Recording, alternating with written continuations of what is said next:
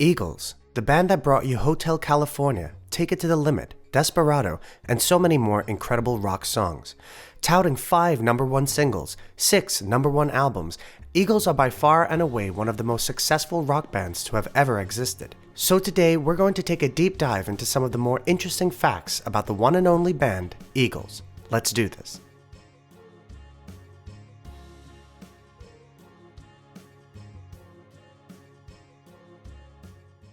The group's early days were linked to an even bigger name in music, Kenny Rogers. In the late 1960s, Don Henley was part of a band called Shiloh, which was lucky enough to have Kenny Rogers as a mentor. Rogers secured the group's record deal and was a producer on their self-titled album.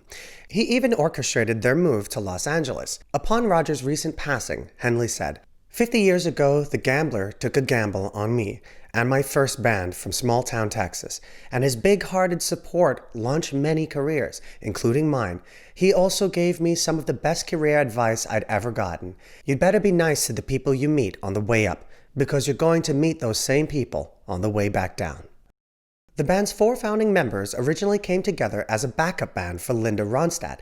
Don Henley and Glenn Frey joined Ronstadt's band first, and they were later joined in by bassist Randy Meisner and guitarist Bernie Ledden. The 4 only played one live gig with Ronstadt before moving on together at a concert at Disneyland. They left to strike it out on their own with Ronstadt's blessing. The name's origins are still debated. One account claims Bernie Ledden suggested the name Eagles after reading the Hopi's Indian tribe's reverence for the eagle. Another version of the story also includes the detail that he was with the group in the Mojave Desert and high on peyote and tequila at the time. Yet another version states that while out in the desert, they saw a group of eagles fly overhead, and Glenn Frey suddenly shouted, "Eagles! Eagle!" Longtime friend of the band, comedian Steve Martin, recalls a different origin story in his book, Born Standing Up. Martin writes, "One night I was lingering at the bar and talking to Glenn Frey, who was just leaving his duo, Long Branch Pennywhistle. He said he was considering a name for his new 5-man group. 'What is it?' I said. He said, 'Eagles.' I said, 'You mean the Eagles?' And he said, 'No, Eagles.' The name of the group remains, of course, Eagles." The bandmates were really irritated at first when their label rushed out their greatest hits 1971 to 75. They saw it as a ploy to make money without additional studio costs. Money grab or not, it was certainly successful. The set sold 1 million copies in a single week, and the album has the distinction of being the first ever to receive the RIAA Platinum certification. It was ranked number 4 on the Billboard year-end album chart of 1976 and went on to become the best-selling album of the 20th century in the United States. And it remains the best-selling album in the US until it was surpassed by Michael Jackson's Thriller after the artist's death in 2009. After the tremendous success of their greatest hits album, pressure was on for what ultimately became one of the best-known Eagles albums, Hotel California. But it wasn't always known by that name. Guitarist Don Felder was at a beach house in Malibu, playing around with different riffs on his acoustic 12-string when he came up with what he describes as a kind of reggae, almost abstract guitar part, but he wasn't sure the sound was the right fit for the Eagles. When the band reconvened to work on their upcoming album, Felder shared a cassette containing a range of instrumental pieces he'd created, and of course, the now famous arpeggiated progression stood out to the other band members. Glenn Frey dubbed the style electric Mexican reggae, and Mexican reggae was the working title of the song before they came up with the final lyrics. Hilariously, when the band recorded the song a year later, Felder had forgotten how to play it and had to call a housekeeper back in Malibu to play the cassette for him. When the album was finally completed, Hotel California's cover art posed a new challenge. The Beverly Hills Hotel seemed like an obvious location choice, but Henley wanted to convey a darker, more sinister side of the quintessentially California resort. The band enlisted British art director John Koch, who is famous, of course, for the Beatles' Abbey Road cover. Koch and his assistant perched on top of a 60-foot cherry picker at rush hour, nervously taking shot after shot. The stunt paid off, and the cover remains one of the most recognizable in rock and roll history. However, Koch did such a good job disguising the resort that it took some time before people recognized it as the famous Beverly Hills Hotel. Once word got out, however, hotel execs weren't happy, Koch recalls.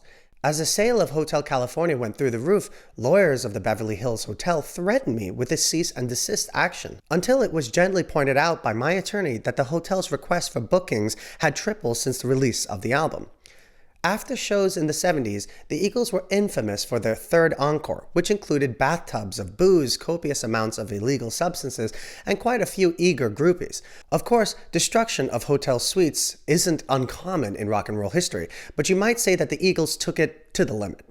It seems these destructive tendencies started at an early age for at least one band member. Don Henley's mom bought him his first set of drums as a reward for destroying the family's old laundry tub with a cherry bomb. The blow-up forced Henley's father, CJ, to buy the family's first washing machine, and as a result, Henley's mother told her son she owed him a favor. When Don Henley was 15, his mother recalls, he wanted to buy his first set of drums, and we didn't know how his father would react, so we didn't tell him what we were doing. Don and I drove 50 miles to a music store to buy them, and then drove to CJ's auto parts store. When we called him out to look at the drums, he was a bit stunned, but he went along with it. We were afraid he'd disapprove because it cost so much money, a little over $600. The song Life in the Fast Lane was inspired by Glenn Frey's wild ride with his drug dealer. Frey recalls, I was riding shotgun in a Corvette with a drug dealer on the way to a poker game. The next thing I know, we're doing 90. Holding, big time. I say, hey man. He grins and goes, Life in the Fast Lane. I thought, now there's a song title. Frey held on to the lyric for some time after that, until one fateful day, when Joe Walsh's now famous guitar riff struck Frey as a perfect embodiment of Life in the Fast Lane. Interestingly enough, Frey once told Rolling Stone that he had difficulty with the track later on, saying, I could hardly listen to Life in the Fast Lane when we were recording it, because I was getting high a lot of the time, and the song made me ill. We were trying to paint a picture that cocaine wasn't that great. It turns on you. It messed up my back muscles. It messed up my nerves. It messed up my stomach, and made me paranoid. When the band broke up in 1980, each of the members went their separate ways as their relationships had fallen apart, with each of them swearing they would never get back together. It was so messy that Frey refused to speak to anyone, and Don Henley stated that they would only reunite when hell freezes over. 14 years later, the Eagles reunited in 1994. Of their reunion, Frey said, For the record, we never broke up. We just took a 14-year vacation. The next tour was titled Hell Freezes Over. Well, that's all for today, everyone. I hope you enjoyed the video, and we'll see you next time.